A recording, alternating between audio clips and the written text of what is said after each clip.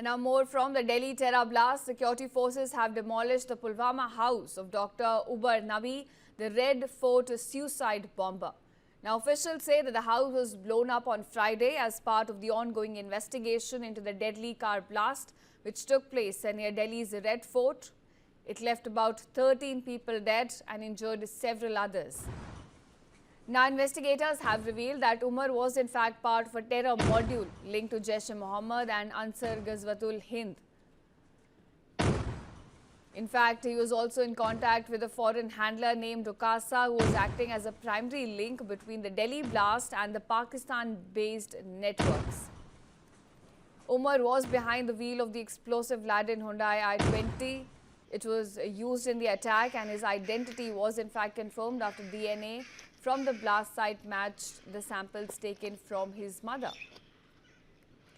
Now, once known as an academically accomplished professional, Umar is believed to have turned radical over the past 2 years.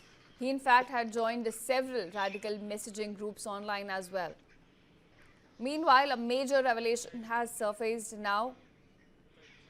It shows that Dr. Shahina's phone. In fact, evidence of the encrypted Threema app has been recovered. So to say, Umar, Muzammil, Shahina, all of them used this very platform to communicate with each other. And since Threema does not require a phone number or an email ID, tracing users becomes extremely difficult. Now, these three are suspected to have coordinated explosive procurement, blast planning, as well as exchange of sensitive documents, maps, and layout plans through this very app. Agencies are also probing whether they used it to share location, task assignments, as well as share operational details with each other. Investigators have further found that Muzammil, Umar and Shahina, they were in contact with two other handlers as well, which were Dr. Okasa as well as Dr. Hashim. They also had code names Okasa and Arif Nisar in fact. Agencies believe that Arif Nisar is a Pakistan-based while Okasa is operating from Turkey, though there is a possibility that both could be the same person using different identities at this point.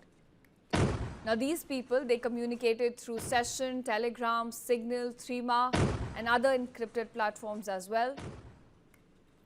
Remember, in the Delhi blast, the IMA has immediately terminated Dr. Shaheen's lifetime membership due to her involvement, and her expulsion order, in fact, has been sent to the central office. Moreover, police have also intensified their digital surveillance and are keeping a vigil on various social media platforms to monitor the conversations, reactions, as well as potential leads that are linked to the Delhi blast. Multiple specialized teams have been deployed around the clock to scan public posts, comments, videos as well as online discussions to detect any hint of radicalization, misinformation, provocation or suspicious online activity related to the blast.